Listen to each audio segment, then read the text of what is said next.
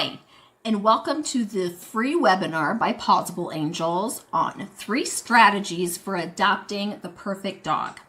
My name is Melissa Schrader. I am one of the trainers at Pausable Angels. I have been a dog trainer for over 15 years now. Large majority of that has been working specifically with service dogs, although I've done a lot of pet dogs as well.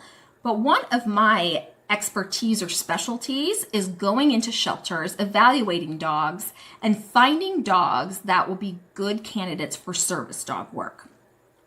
So I thought I'd share some of my insights with you of some strategies I use to find the perfect dog. The first strategy is the right rescue. Not all rescues or shelters are created equal. So for an adoption price, most of the prices I found in my experience have remained about the same. Some might be a little cheaper than others, but you need to consider what you are getting for that adoption price. So for some shelters, you are only getting the dog. That's it. They've not been microchipped. They've not been spay or neutered. They have not had any vaccinations or any vet work at all. A lot of times you'll find these dogs at like dog pounds or maybe a kennel environment, something that's not used to house dogs long term. It's like a short term temporary housing. A lot of times these dogs are not tested for heartworm or any sort of parasites, which I found out the hard way personally twice, where they were very upfront with me and told me the dogs had not been tested. They acted fine and ended up both having heartworm, which is very painful for the dog to treat and also very expensive to treat. Other places, and I see this most often at humane societies, with the cost of adoption, you get the dog, you get microchipped, you get vaccines, they've already seen a vet, they've already been tested for heartworm, and they've already had parasite control. And so you are getting a lot more actually for your money. Some places will even give you a voucher for your first dog visit or a voucher to get spayed and neutered if they are not spayed and neutered. They might give you a bag of food or resources. And then some will call you, 2 weeks after, hey, how's it going? And check in on you, while others, you just take your dog and good luck. Some may mislead you when they're describing the dog, whether that's in person they're describing the dog to you or whether it's online and you're reading a description of the dog.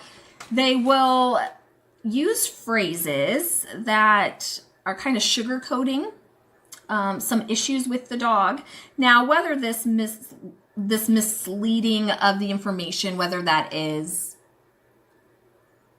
on purpose or not, I don't like to say. I would like to think it's not on purpose. They're just trying to highlight the dog's positive qualities. But within that, a lot of times when they are doing these descriptions, they will say a bunch of positives about the dog, how great the dog is. And then towards the very end, they'll use phrases such as doesn't like to share, not the biggest fan of other dogs, will need an experienced dog owner. And for someone who is not experienced in shelters, it's easy to skim past these little phrases because they don't really raise any red flags. Oh, okay, so they don't like other dogs or they don't like to share. Okay. But what you need to understand is that those typically have very hidden meanings. So for instance, doesn't like to share. When I read that on a dog, most of the time, what you're dealing with is a dog who has some resource guarding issues or some potential aggression issues. So that's something you need to know ahead of time before you adopt a dog.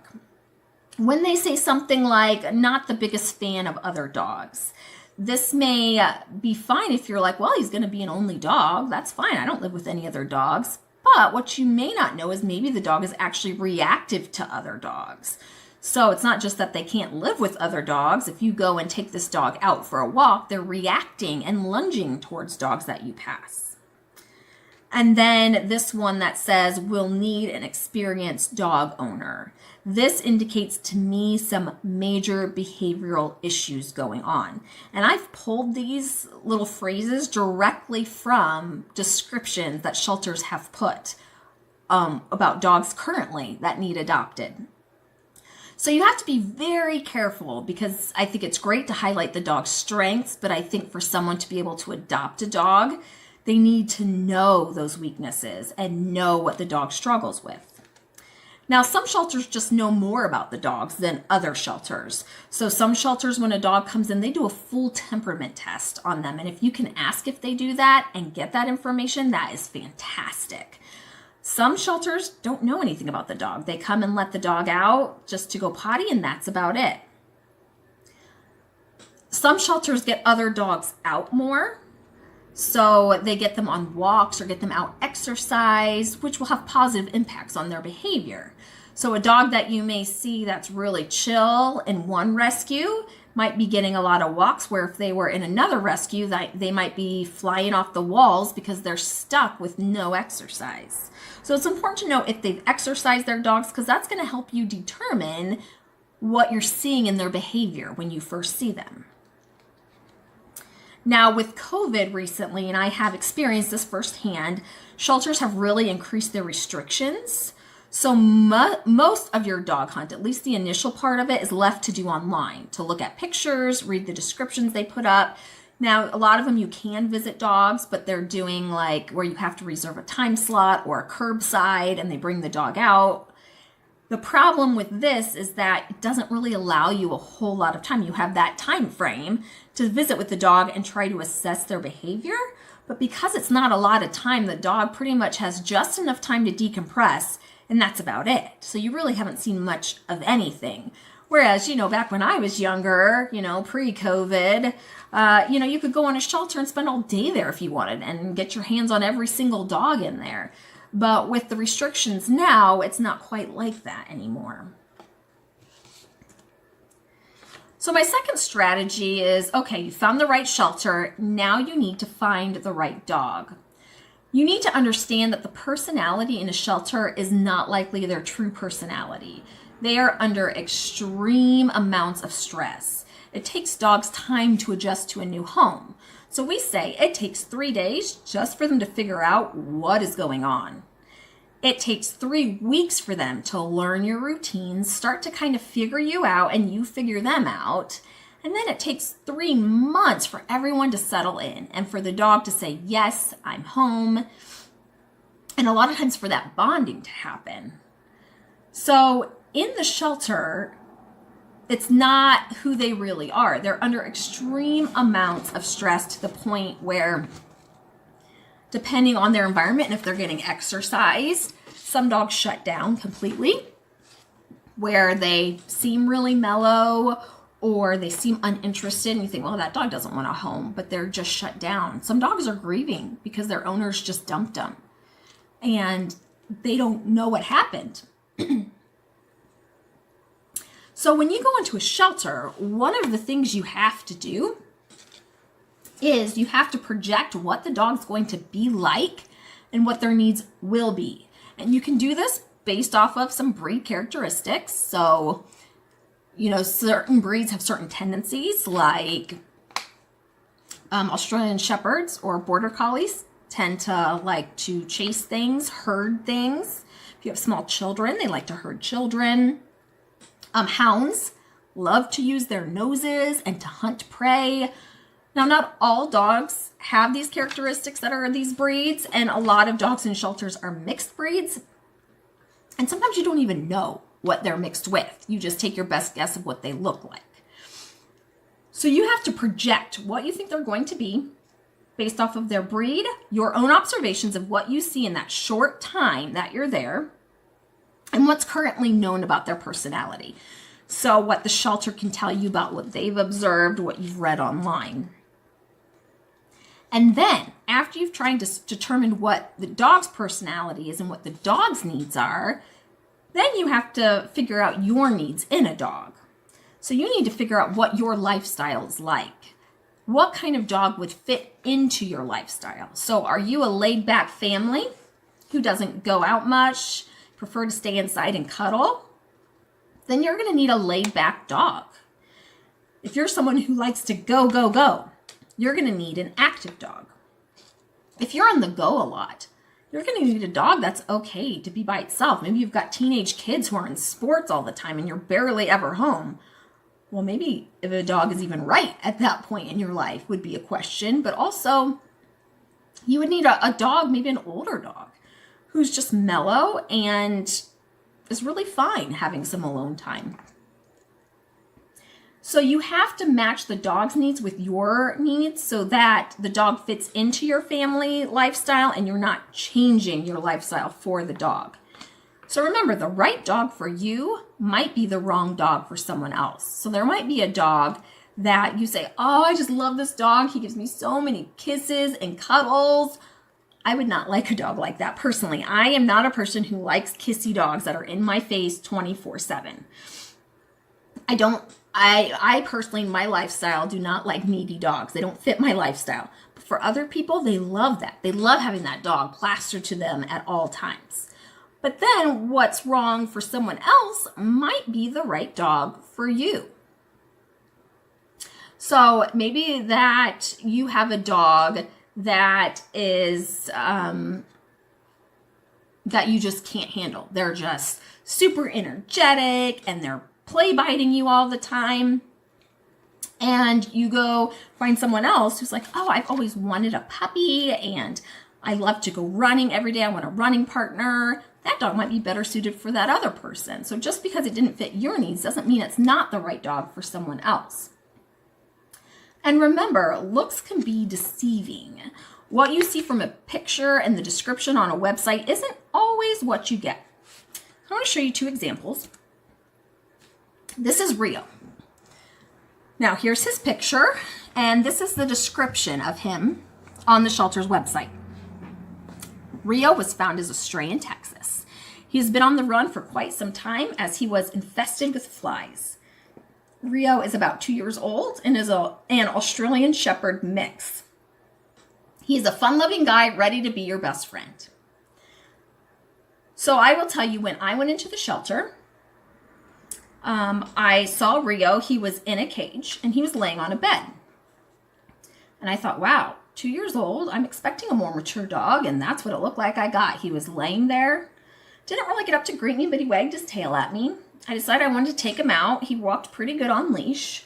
I was amazed because we passed by some really yappy little dogs, and he looked but didn't bark, didn't go after them. I even went right up to the gate and I was able to keep him going, and he didn't pay much attention. We got back into the lobby and the receptionist is telling me how he's like a favorite in the entire shelter. And he sees a guy that he said tends to like, and he jumped up on him, but that was about it. But just very friendly, fun-loving guy, super chill, super mellow. So my question is, knowing all of that, would you adopt this guy? Now, let me talk about another guy. This is Rocky. Rocky is around 2 years old and is a pit bull mix. He was found along a ditch, almost wasting away from hunger. He is healthy now and ready to go to his forever home.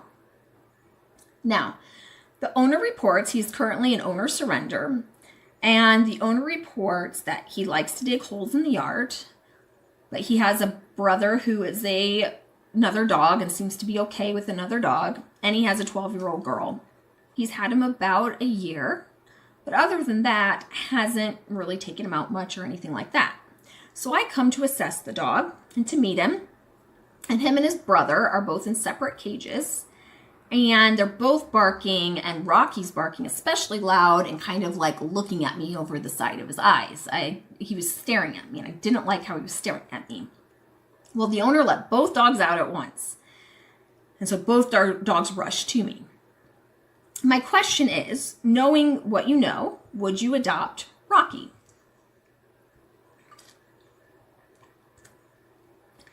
Now let's go back to Rio. So for those of you who said you would adopt Rio, let me tell you what happened once I adopted Rio. Now I was looking for a service dog, for actually a guide dog, for a 15-year-old who was blind.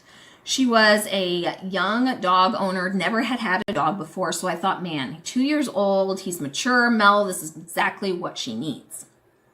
So Rio got there, and it was very clear he had never been in a house before.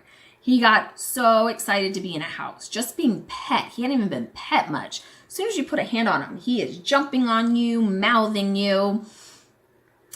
He cannot settle at all because he was finally decompressing. It took him about 2 days to decompress. And then he started pulling on leash, where he used to walk really good on leash. And then all of a sudden, I live on a farm, and he starts chasing cows and barking at them and lunging at them. And I thought, well, there's the healer, because he obviously looks like he has some healer in him. And I specifically looked for that at the shelter, trying to screen that out. And he didn't show any of those tendencies. But sure enough, there they were. And we did a DNA test on Rio. Rio is predominantly Rottweiler, which you would have never known. They said Australian Shepherd mix. He does have some herding breeds in him, but predominantly he is Rottweiler. Fun-loving guy, still fun-loving. Turns out, though, he was only about 10 months old. He was still a puppy. So when I was looking for this mature dog, what I was finding was a puppy who was shut down because he had come from Texas. He'd been from a shelter there, moved to this shelter, and he had just been tossed around so much he was in shutdown mode. Once he felt safe and accepted, then his true personality came out. Now, although Rio ended up not being a good fit for the girl, it's kind of like I said, what doesn't work for someone else is perfect for another person. So Rio ended up actually going to a combat veteran, a young guy in his 30s, who's very active, loves to get out, loves to walk, and do all of that kind of stuff. And so once Rio was getting the exercise he needed and the stimulation he needed and the training he needed, he is now a superb dog. He is fantastic. He is so mellow in the house. He responds really well to a male figure. And, you would ask him, he would say he's the perfect dog. Now, let me tell you about Rocky. So I mentioned that I went in and went to say hi to Rocky, and Rocky came over to me, and the first dog came over and started jumping at me like crazy. Rocky came over and sniffed me and just sat. Then I took him on a walk, and he did fantastic. I took him into PetSmart, where there was tons of other dogs there, and while he happily wagged his tail, as soon as I called him, he was more interested in me than anything else. He does not bark. He only barked when I, first came in the house, but he's not a barker. He digs, but only because he's just left outside, most of the day, and he's bored. But he's now in training for a girl who has anxiety, and he is fantastic. The trainer cannot say enough good things about him. He already knows his sits, down, stays. After about a week, he was able to be off leash in her yard and just follow her around. He is just such a people pleaser and is just so fast with catching on. He's a wiggly butt. I know he looks intimidating in this picture, but he actually is the biggest wiggly butt you have ever seen. He just looks and his tail just wags and wags and wags and wags and wags. And he's actually not as stocky as this picture makes him look. In person, he's actually much smaller. So, now having said that, who would you adopt? Chances are it's probably switched. You probably initially said Rio, and now upon hearing actually what the dog is like, you might now be picking more Rocky, the more mellow, laid-back dog. Rocky actually only needs about a 30-minute walk a day and he's done. So he's a very chill dog. So this brings me back to that looks can be deceiving. You can't just go with the happiest, cutest, feistiest dog in the shelter because they may not match what you actually need, and that might not actually be what the dog is like. So there's more to just consider than that. So here are some things to consider. First off, you need to consider a dog's age. Younger dogs are going to need more exercise. They're going to need a lot more consistency. Older dogs, in my experience, tend to be a lot more mature, especially if you go for senior dogs. If not enough good gets said about senior dogs, but they are some of the best dogs in the shelters. You want to take and consider the breed and what those breed characteristics are. So a Great Pyrenees, Newfoundland, they are barkers. Are you okay with the dog barking their heads off 24/7? Like we talked about, the healers and the border collies, they are herders. So if you have small children, more than likely they're going to nip at your children's feet and try and herd them. What is your lifestyle like? Are you active? Are you not active? Are you just really busy? What are your living arrangements? Do you own a home? Is your backyard fenced in? Is it a really small area? Is it an apartment that you have to go up and down stairs, or you've got neighbors that you share a wall and it's really noisy and they have dogs? The cost, how much does your dog cost and what are you getting for that? And then once again, exercise requirements. How much exercise is this dog actually going to need? And lastly, the third strategy I have is making sure you have the right support. The ASPCA states pet problems are the most common reason that owners rehome their pet, accounting for 47% of rehomed dogs. So the question is, what happens now that the dog's in the home? You might be a new dog owner, or you might be an experienced dog owner looking for another dog. But in either case, the dog that you are going to adopt is new to you, whether you're a first-time dog owner or you've had tons of dogs before that. Most dogs at shelters come with some sort of baggage, some sort of trauma from their past life or living experience. They've had their own obstacles, their own trauma that they have had to overcome. So with that, you are going to need support. And if you don't have the right support, then things start to deteriorate. So, although this is entitled The Perfect Dog, we all know no dog is perfect. All dogs are going to need training, and all dogs have to learn how to live with their new humans. But the good news is that dogs are so adaptable. Dogs are actually more adaptable than we are as humans. So most behavioral concerns when you adopt a new dog happen in that first year of adoption. So the time that you invest in training during that first year is going to be the foundation of you and your dog's relationship for the rest of your life together. So you may need help setting realistic expectations on what you thought the dog was going to be and what they actually turned out to be. And sometimes it's just nice to hear that you're doing the right things, that you're on the right track. You're not in it alone. I like to say the saying, an ounce of prevention is worth a pound of cure. And setting up positive habits early on in ownership will save you lots of money, headaches, and heartaches down the road. So that key component of having a support when you get home and a support system is so vital to the success of your adoption. Here are some obstacles to adopting. So I've seen people say time. The time to actually go to a shelter, the time to try and find a dog online. There are shelter restrictions now, so the time they're open aren't the times that I can go. Cost, it's quite a bit of cost for a dog, especially a dog that you're getting from a shelter. The shelters have their own expenses they have to cover. So, shelter dogs aren't free. Might be that you have a lack of dog experience, so you're a little uncertain of what to do once that dog gets home. Maybe a lack of training experience. So maybe you've owned a lot of dogs, but they've all been farm dogs, or you just haven't had a lot of training experience. And another obstacle is, once again, that what you see is not what you get. So how do you evaluate that in such a short period of time? So my question is to you, think about what obstacles maybe you have faced. Now, think about all those obstacles that I discussed and all these strategies I discussed. By now you might be thinking, wow, that's a lot of work. What if I screw this up? What if I don't pick up the right dog? That's a lot of pressure. Well, what if I told you that you could sit back, relax, and have the hard work done for you? Like, that sounds pretty good. Well, this is where our program, Rescued Right, comes in. So out of this COVID response, Pausable Angels has developed a new program that I'm the director of called Rescued Right. Let me explain this.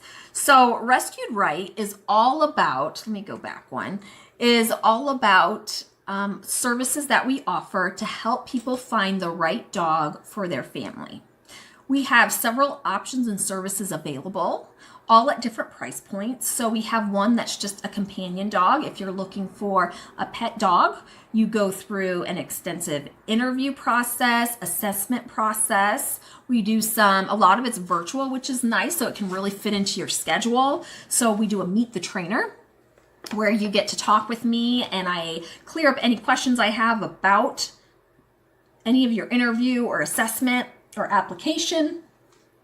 And then, depending on what package you get, you'll get some additional support. So just for the dog package, that's just me going out and picking out a dog based off of your needs, your lifestyle, and your wants. So part of the assessment is me asking you what you want in a dog, what dogs you can't work with.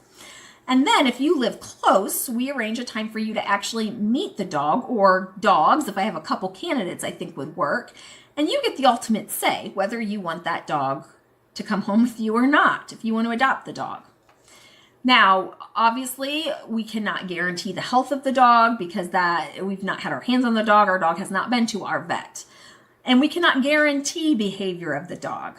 But you are having a trained professional evaluate dogs, which I've had 15 years of experience doing. And I've had very good success with the service dogs, finding service dogs for my clients out of shelters. So you are getting that professional assessment done. Now, with the dog adoption, that's all you get is just the adoption part. If you don't live in town, then we recommend that you join me via Zoom, and I have you meet the dog over Zoom while I'm in the shelter. And then you can arrange to come pick the dog up if you think it's going to be a good fit. Now, right now, we're sticking mostly with Ohio, maybe Indiana participants. We may open up broader later on down the road.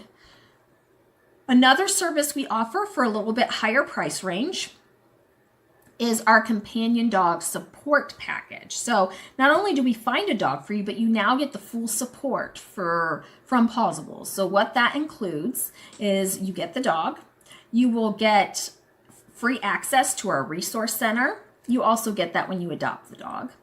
You will get an online basic obedience course that it's been pre-recorded and you can do at your own pace that will teach you all the basics to get your dog down on that. And then you will receive free coaching. It's virtual coaching throughout the first year of your dog, the first year of adoption from your dog. So you just schedule time with me. I usually have evening hours available, and we discuss any problems you're having, and I kind of help you troubleshoot stuff. You're also eligible for discounted products on our website. So we have a virtual classroom that have webinars, and there's going to be more classes added that you can actually purchase at discounted rates. And then we offer you a forever home promise, which states that if this dog does not meet your needs, or in that first 3-month time frame ends up not being a good fit, we will help you rehome the dog and then replace the dog free of charge. Now, we do require that that dog is in your home 3 months before you take advantage of that forever home promise, because that's how long it takes a dog to decompress.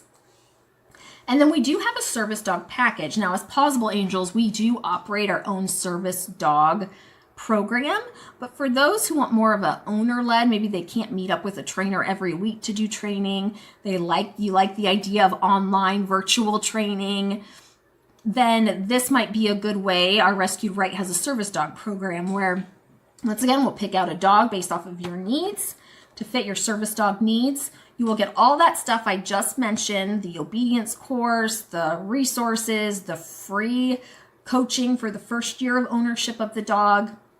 But in addition, you will also get an assessment. So we will send you resources about the Canine Good Citizen test and the public access certification test. We will have you videotape when you think your dog is ready for the public access test. We will have you videotape testing through that, and we will assess and give you feedback on whether we feel your dog is ready or what areas might need more working on.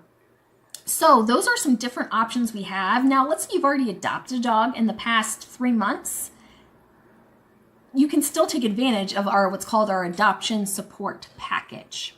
So what that means is you can go online and you can purchase our package. So you've already picked the dog out, but then you will get added benefits to help out. And I'm going to show you our website right now so you can see it. So here's the dog adoption I was telling you about. Here's our companion dog package, service dog package, and then this is the adoption support package. So all of these include a video called Bringing Home Your New Dog. And it's a free training that kind of prepares you to have a new dog in your home and what to expect. You will get 5 free virtual coaching visits for behavioral problems via Zoom or phone call during the first year of ownership. You'll get free access to our resource page, and then you'll get 10% off virtual classroom products. So you do not get the Forever Home Promise on the adoption support package, but you do get a lot of other things. Okay, now I do want to show you, if this is something you're interested in, you can read more about it. You go to our website, pausableangels.org. If you just go to .org, you'll see a tab right here for Rescued Right. This is all about us and why we established this program. And it's basically because we work so much with dogs in shelters, we were starting to see dogs being returned. So many dogs we were working with because they weren't the right fit for the family. They weren't bad dogs. It wasn't a bad family. They just weren't the right dog for that family. And I remember thinking all the time, man, if they would have just had a different dog, this would have been fine. And so we have been called out on a lot of behavioral cases due to mismatching of dog and lifestyle. And then we also ran into some people who just didn't have the support they needed. So the dog fit their lifestyle. They just weren't sure what to do with the dog to make it the best dog it can be. If you are interested in this, feel free to fill out an application here. Once you fill out an application, an interview will be emailed to you. And once you complete the interview and meet the trainer, will be set up with you. If you have any further questions and need more information, you can use our contact form here. Okay. Well, we hope that this was informational for you. Thank you for attending this webinar, and we hope to hear from you soon. Happy adopting!